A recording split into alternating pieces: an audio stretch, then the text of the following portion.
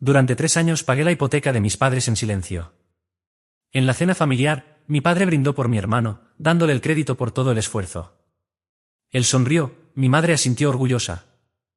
Yo no dije nada, solo saqué mi teléfono, pedí el reembolso completo y vi cómo sus sonrisas se borraban una a una. Me llamo Leonardo, tengo 28 años y siempre he sido el tipo de hombre que prefiere mantenerse al margen, trabajar con empeño y no pedir nada a cambio. Callado, quizá en exceso. Mientras otros llenaban sus redes sociales con logros o se aseguraban de que cada buena acción fuera pública, yo optaba por hacer lo correcto en silencio. Tal vez heredé eso de mi abuelo. Él solía decir, las personas que más ruido hacen son las menos confiables. Lo sigo creyendo. Hace 3 años, cuando mi padre perdió su empleo en la planta de acero y las cuentas comenzaron a acumularse, decidí intervenir sin que nadie me lo pidiera. Ellos me habían dado un techo cuando era joven y, a pesar de que nuestra relación era complicada, pensé que podía devolverles el favor ahora que contaba con un trabajo estable. La hipoteca rondaba los $1.300 mensuales, no era una cifra imposible, pero sí demasiado para ellos sin el salario de papá. Así que me ofrecía cubrirla, sin fanfarrias ni condiciones. Ni siquiera quería que lo comentaran con nadie. Solo deseaba que tuvieran tranquilidad. Durante 3 años pagué puntualmente cada mes. Incluso configuré los pagos automáticos desde mi banco para que ellos no tuvieran que preocuparse. Pero no se trató solo de la hipoteca. Hubo otros detalles. Compré llantas nuevas para el coche de mamá cuando no sabía cómo pasaría la inspección y reemplacé el refrigerador cuando el viejo comenzó a filtrar agua por todo el suelo. Nunca presumí nada. No dije mira lo que hice ni pedí agradecimientos. Me bastaba con saber que podían dormir tranquilos. Eso me repetía una y otra vez, hasta que empecé a notar algo extraño. Mi hermano menor, Matías, de 25 años, carismático y presumido. El tipo de persona que puede hablarse dentro o fuera de cualquier situación. Comenzó a mostrarse posesivo con la casa. Al principio fueron comentarios sutiles. Le dije a papá que no repintara las contraventanas todavía. Es un gasto inútil. O mamá debería haberme consultado antes de mover la parrilla. Cosas que hacían parecer que tenía voz en las decisiones del hogar. Lo ignoré al inicio. Él seguía viviendo con ellos por temporadas, entre negocios fallidos y rupturas. Así que pensé que era simple territorialidad. Hasta que, en una barbacoa familiar, Camila, una tía, lanzó un comentario que me dejó helado. Es increíble lo generoso que ha sido Matías. No todos los hijos darían ese paso por sus padres. Me quedé mirándola sin entender, y ella añadió con una sonrisa, tienes un gran hermano. No la corregí, no dije nada, pero esas palabras se quedaron clavadas. En la siguiente visita, le pregunté a mamá si ella o papá habían comentado algo sobre quién pagaba la hipoteca. Se limitó a restarle importancia, la gente asume lo que quiere, no es nuestro trabajo corregir cada cosa. Pero aquello no era un simple malentendido, era mi esfuerzo, mi sacrificio. Empecé a pensar que quizá ellos permitían esa confusión a propósito. Tal vez disfrutaban cuando alababan a Matías. Tal vez no veían el daño. Intenté dejarlo pasar. De verdad que lo intenté. Pero llegó la cena familiar. Esa maldita cena. Era un domingo cualquiera en casa de mis padres. Nada ostentoso, solo la familia más cercana y un par de tíos y primos. Cervezas y carne asada en el patio. Celebrábamos el cumpleaños de mi papá. Yo le llevé un juego de herramientas de alta gama que sé que jamás se habría comprado. Matías, en cambio, se presentó con las manos vacías, lo habitual. A mitad de la cena, mientras todos reían por algo que dijo el tío Ernesto, mi padre se levantó con una copa en la mano y la hizo sonar con el cuchillo. Quiero tomar un momento para reconocer a alguien que realmente se ha esforzado por nosotros estos últimos años. No habríamos salido adelante sin su ayuda. Sentí un calor en el pecho. No necesitaba aplausos, pero una mención después de todo lo que hice, habría significado algo. A Matías, continuó mi padre, levantando más la copa, por ser el hombre de la casa y ayudarnos a mantenernos a flote. Has sido una verdadera bendición, hijo. El estómago se me hundió. Miré a Matías. No parecía sorprendido, ni titubeó. Solo sonrió con suficiencia, alzó su copa y dijo. No lo haría de otra forma. Todos aplaudieron. Mamá se secó los ojos con la servilleta. Incluso mi primo Sergio murmuró, eso es lo que significa la familia. Yo no pronuncié palabra. Me quedé inmóvil, escuchando todo como en cámara lenta. La comida perdió el sabor. Busqué la mirada de mamá, esperando una corrección, una aclaración. Pero ella solo sonrió con orgullo hacia Matías, como si de verdad él hubiera estado pagando esas facturas. Algo se quebró dentro de mí. No hice un escándalo, no levanté la voz. Saqué el móvil en silencio y abrí mi aplicación bancaria. Revisé los pagos programados, 3 años de transacciones mensuales, cada una como un recordatorio de lo mucho que había dado sin pedir nada. Cancelé los pagos automáticos. Dudé un instante antes de confirmar. Al alzar la vista, mi padre seguía sonriendo, mamá sacaba el teléfono para fotografiar a Matías con el pastel, y mi hermano se recostaba en la silla como dueño del patio. Ellos no notaron el cambio. Aún no, pero lo notarían. Esa noche no dormí. Conduje de regreso sin música, sin podcast. Solo el sonido del intermitente marcando el compás hacia algo más grande. Mi mente no dejaba de repetir la escena, el brindis, la sonrisa de Matías, los aplausos. Mis manos permanecieron tensas en el volante mucho después de estacionar. Parte de mí quería pensar que era un malentendido. Tal vez creían que Matías ayudaba de otra manera, reparando cosas, comprando víveres. Pero, en el fondo, lo sabía. No era un error, era una historia que ellos permitieron crecer, quizá hasta la fomentaron. Crearon una versión de la realidad que les hacía sentir bien, y yo había guardado silencio demasiado tiempo. Al día siguiente confirmé en el portal de la hipoteca. El pago cancelado ya figuraba como fallido. El banco los contactaría en un par de días. Tal vez pensarían que fue un error. Tal vez me llamarían para preguntar. No esperé. Me tomé el día libre y empecé a preparar todo. Tenía un rastro de cada movimiento, cada pago vinculado a mi cuenta, recibos de reparaciones, la factura del refrigerador, las llantas. Imprimí todo y lo guardé en una carpeta. No por venganza, al menos no todavía, sino para recordarme que no estaba loco. Que todo eso lo hice yo. Que no era un personaje secundario en mi propia familia. 3 días después, llegó la llamada. Hola, dijo mi padre, con tono casual, como si habláramos todos los días. Acabamos de recibir un mensaje raro del banco. El pago de la hipoteca no se procesó, dijo mi padre al otro lado de la línea. ¿Sabes algo sobre eso? Me quedé en silencio unos segundos antes de responder. Sí, lo cancelé. La línea se llenó de un silencio incómodo. Luego llegó su pregunta, cargada con un tono acusador, como si hubiera vaciado su billetera sin permiso. ¿Por qué harías eso? Respiré hondo. Porque estoy cansado, papá. Cansado de sentirme invisible. ¿De qué estás hablando? Soltó, sin comprender nada. En la reunión te pusiste de pie e hiciste un brindis por Matías. Respondí con voz firme. Le agradeciste por pagar la hipoteca. Él jamás ha puesto un centavo.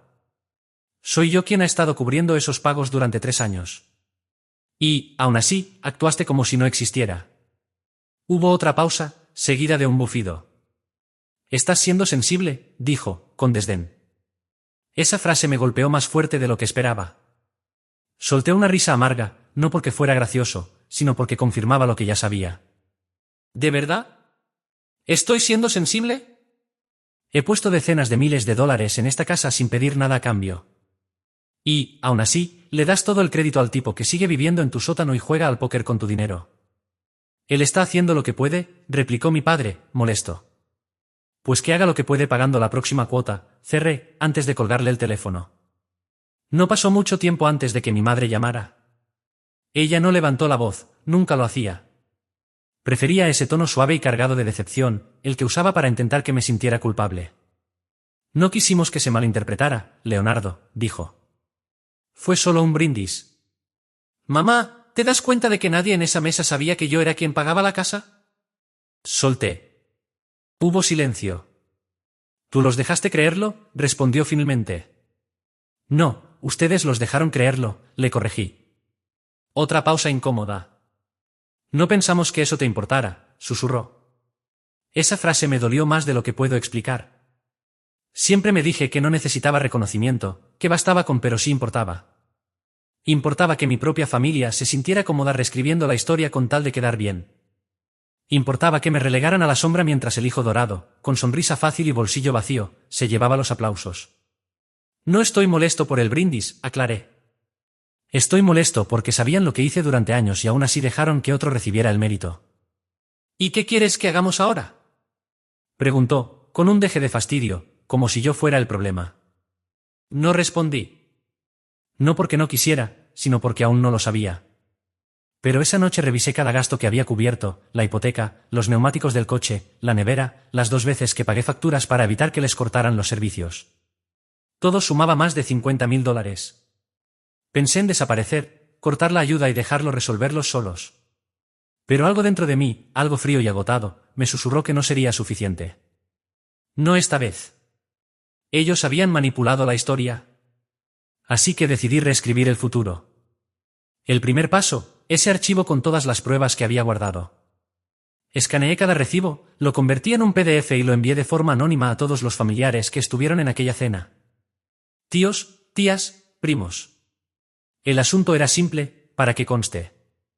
No añadí mi nombre, solo los documentos con los pagos desde mi cuenta bancaria, fechas, montos y números de confirmación. Incluí incluso una nota escrita a mano por mi madre, agradeciéndome el primer mes que ayudé. Una nota que, estoy seguro, ya había olvidado que existía. Después, esperé. No tardó mucho. A las pocas horas, recibí un mensaje de mi prima Valeria. No tenía idea. ¿Estás bien? Luego sonó el teléfono. Era tío Ernesto. Oye, acabo de ver el correo. ¿De verdad eras tú quien pagaba la hipoteca? La noticia corrió rápido. Y, finalmente, Matías me llamó. Dejé que la llamada se fuera a buzón. Su mensaje decía: no sé qué fue todo eso, pero sacar los trapitos al sol es algo bajo.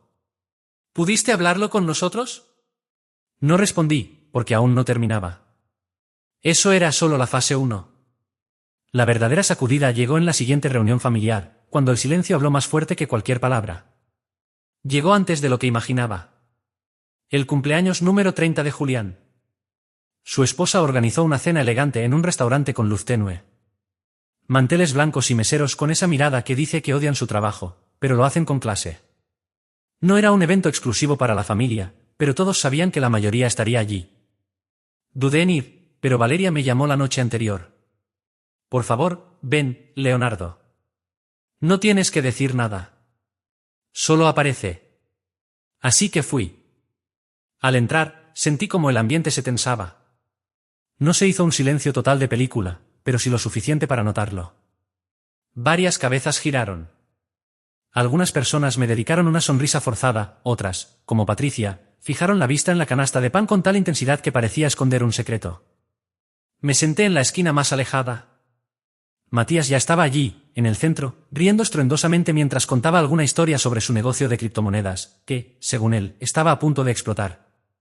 Llevaba un blazer con el primer botón desabrochado, como si aspirara a participar en Shark Tank. Nuestros ojos se cruzaron una sola vez. Luego siguió hablando, fingiendo que nada había ocurrido. Mis padres llegaron tarde. Mi madre me dedicó una leve inclinación de cabeza, con esa expresión tensa que decía: no estamos listos para hablar de esto. Mi padre ni siquiera me miró. La cena fue una obra de teatro, todos interpretando el papel de familia feliz que ignora el elefante en la habitación. El mismo que unos días antes había derrumbado el telón. Entonces, mientras traían el postre, Valeria se levantó y golpeó su copa con una cuchara. Disculpen, ¿puedo decir algo antes de que el vino nos deje demasiado alegres? Todas las miradas se dirigieron hacia ella. Quiero agradecerles por estar aquí, dijo, sonriendo, y, sobre todo, agradecer a quienes están siempre presentes, no solo hoy, sino en los momentos importantes, a quienes ayudan sin esperar un aplauso, a los que hacen la diferencia sin buscar reflectores. Fue entonces cuando giró la vista hacia mí. Creo que, en ocasiones, olvidamos quién es realmente el que mantiene todo en pie. El silencio se apoderó del lugar. Ella no pronunció mi nombre, pero no hacía falta. Todos lo sabían. No sonreí, tampoco lloré. Me limité a jugar con el borde de la servilleta, consciente de cada respiración que tomaba.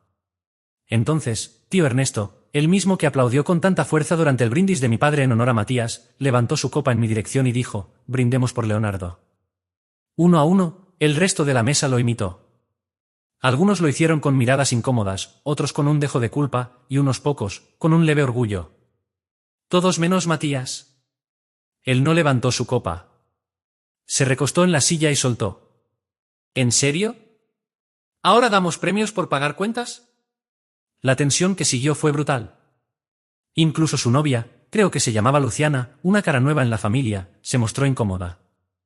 Lo miró como si de pronto lo viera por primera vez. Matías forzó una risa. Vamos, no es para tanto. No lo hizo por generosidad. Seguro quería tener el control. Vi a mi madre estremecerse. Mi padre, por primera vez en toda la noche, me miró de verdad. «Eres increíble», susurró Valeria. «No», replicó Matías, alzando la voz. «Ustedes son increíbles. Me tratan como el villano solo porque no tiré cada centavo en los problemas de los demás. Y les aclaro algo, jamás le pedí que lo hiciera. Finalmente hablé. Mi voz no fue alta, pero atravesó la mesa como una hoja afilada. No tenías que pedirlo. Igual te llevaste el crédito». Sus ojos se entornaron. «¿Y qué? ¿Quieres aplausos? ¿Una medalla?» Negué con la cabeza. Solo quería la verdad. Él bufó. «Patético. ¿Actúas como un mártir?» «No», dije con calma. «Actúo como alguien que se cansó de ser usado». El silencio se prolongó. Luego me levanté, dejé la servilleta sobre la mesa y salí. No miré atrás. Afuera, el aire estaba frío y tranquilo. Me quedé unos minutos observando cómo la luz de los faroles se reflejaba en el parabrisas de mi coche. Mis manos temblaban, no de rabia, sino de algo distinto, algo parecido a liberación. A la mañana siguiente, todo comenzó a desmoronarse. Valeria me contó después que, tras mi salida, Matías perdió el control. Me acusó de avergonzar a la familia y trató de pintarse como la víctima, afirmando que lo habían dejado de lado. Pero esta vez, nadie compró su versión. Las pruebas eran demasiado claras. Los hechos estaban ahí, imposibles de maquillar. La segunda grieta llegó 2 días después, cuando mi padre apareció en la puerta de mi apartamento. Sin aviso, sin mensajes. Solo un golpe en la puerta. Cuando abrí, lo vi con un simple suéter y unos jeans, las manos en los bolsillos, y una expresión que lo hacía parecer más pequeño. No pidió pasar, simplemente dijo: «¿Todavía tienes esa carpeta?» Sin responder, me aparté para dejarlo entrar. Se sentó al borde del sofá como un hombre que espera una sentencia. «No lo sabía», murmuró. «No quería saberlo», respondí. Asintió. Había un vacío en su mirada, como si por fin enfrentara todo lo que se negó a ver durante años. «Dejé que tu madre manejara las finanzas. Supuse que...» Se detuvo. «Papá», le dije, «hiciste un brindis».